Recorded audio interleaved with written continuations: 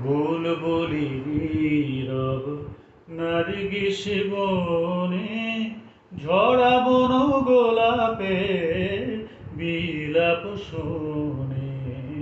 বুলবুলি নীরব নার্গিস বনে সিরাজের নরতে ফাল্গুন মাসে যেন তার প্রিয়ার সমাধির পাশে।